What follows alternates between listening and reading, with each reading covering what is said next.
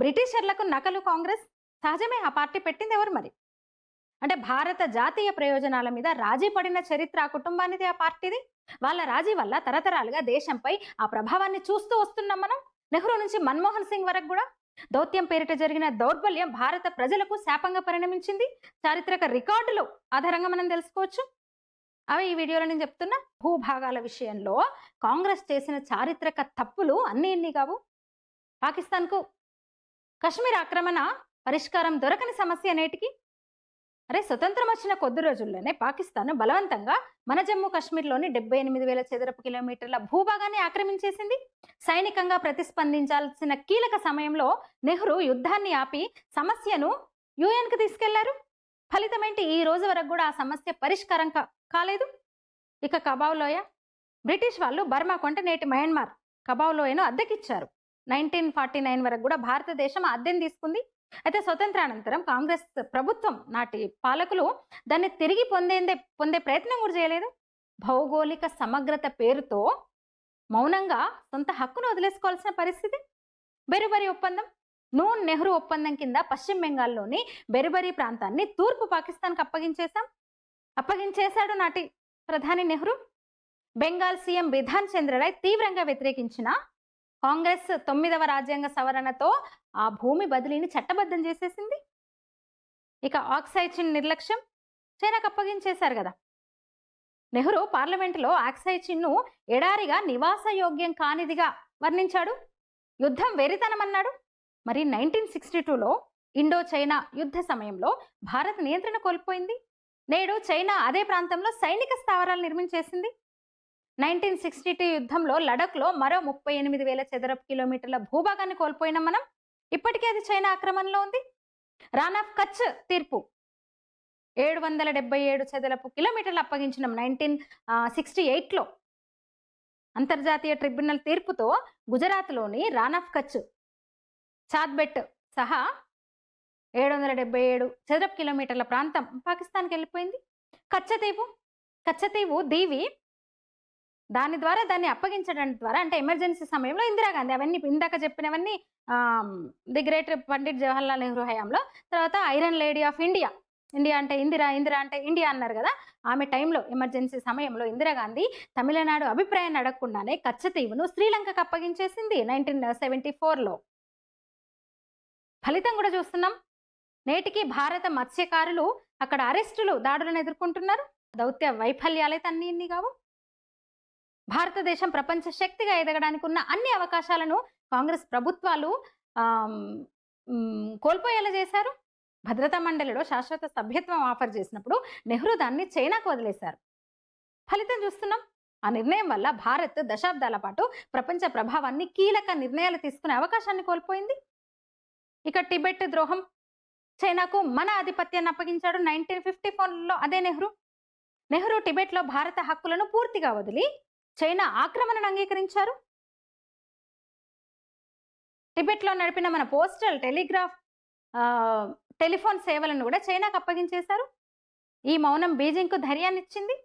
ఇక ఇండస్ జల ఒప్పందం, ఇండస్ వాటర్ ట్రీటీ మన రైతుల మీద ఎంత ప్రభావం చూపిందో తెలుసు కదా. 1960 నాటిది. ఆ ఒప్పందం ద్వారా భారతదేశం ఇండస్ నదీ జలాల్లో 80%ని, 80% భాగాన్ని పాకిస్తాన్కి ఇచ్చేసింది. అంత మాత్రమే కాదు, భారత రైతులు నీటి కొరతతో బాధపడుతుంటే వాళ్ళ నీటిపారుదల ప్రాజెక్టుల కోసం పాకిస్తాన్కు $174 మిలియన్ చెల్లించింది ప్రభుత్వం. ఇక సిమ్లా ఒప్పందం, ఇది కూడా ఇందిరమ్మ ఘనత. 1971లో యుద్ధంలో గెలిచి కూడా పాకిస్తాన్ మీద ఇందిరాగాంధీ 5,000 చదరపు మైళ్ళ భూభాగాన్ని పాకిస్తాన్కి తిరిగి ఇచ్చేసింది. 93,000 యుద్ధ ఖైదీలను విడుదల చేసింది. అదే పాక్ ఆక్రమిత కాశ్మీర్ మీద ఎలాంటి ఇది మనం పొందలేకపోయినాం. భారత సైనికులు పాకిస్తాన్ జైళ్లలో మగ్గిపోయారు. ఆ కుటుంబం మాత్రమే కాదు, నిన్న మొన్నటి మన్మోహన్ సింగ్ ప్రభుత్వం పాకిస్తాన్తో చేసిన సంయుక్త ప్రకటనలో ఉగ్రవాదాన్ని పేదరికం, అభివృద్ధితో సమానంగా చూపించారాయన. కశ్మీర్ను పెండింగ్ ఇష్యూగా ప్రస్తావించడం భారత దౌత్యాన్ని దిగువ స్థాయిగా నిలిపింది. ఇక 1984లో భారత సైన్యం పాకిస్తాన్లోని కహుటా అణు కేంద్రాన్ని ధ్వంసం చేసేందుకు సిద్ధంగా ఉన్నప్పటికీ ఇందిరాగాంధీ చివరి నిమిషంలో ఆపరేషన్ను రద్దు చేసింది. ఫలితం ఇవాళ మనం చూస్తున్నాం పాకిస్తాన్ అణుబాంబు శక్తిగా మారడానికి ఆ నిర్ణయం ఒక కారణం అయిపోయింది. ఇక ఆపరేషన్ బ్రాస్టాక్స్, భారత సైన్యం భారీ విన్యాసాలు బ్రాస్టాక్స్ చేపడితే పాకిస్తాన్ భయపడ్డదప్పుడు. కానీ రాజీవ్ గాంధీ సైనిక ఒత్తిడిని కొనసాగించకుండా జియావుల్ హక్తో క్రికెట్ దౌత్యాన్ని కొనసాగించాడు.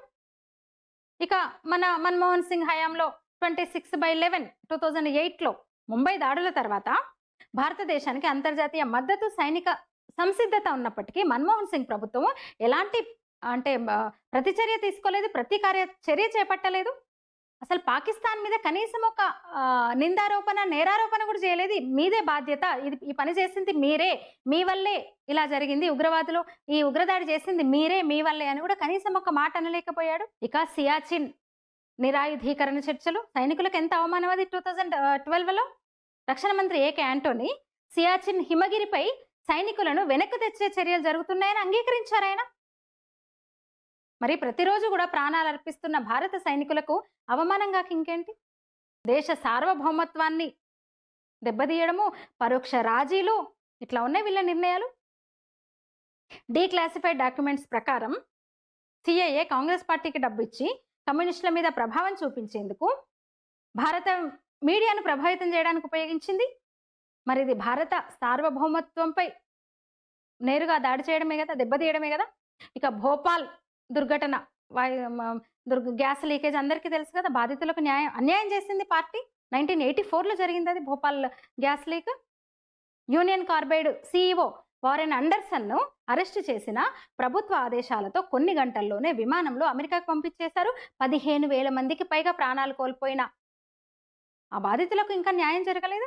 అంటే కబావ్ లోయ నుంచి కచ్చదీవు వరకు, ఆక్సాయ్ చిన్ నుంచి హాజ్పీర్ వరకు కూడా కాంగ్రెస్ పాలనలో భారత సార్వభౌమత్వం తాత్కాలిక ప్రశంసల కోసం తాకట్టు పెట్టేశారు. ఈ రాజీలు మన భూభాగంలో మన ప్రజలు మన గౌరవాన్ని కోల్పోయేలా చేశాయి. కానీ 2014 తర్వాత పరిస్థితులు మారినాయి. ఈ రోజు భారత్ అన్నింటా దృఢంగా నిలుస్తోంది. ప్రపంచానికి మన గళాన్ని వినిపిస్తున్నాం. మీరేమంటారు? ఈ వీడియో మీద మీ అభిప్రాయాలు తెలియజేయండి. ఛానల్ని సబ్స్క్రైబ్ చేయండి. ధన్యవాదాలు.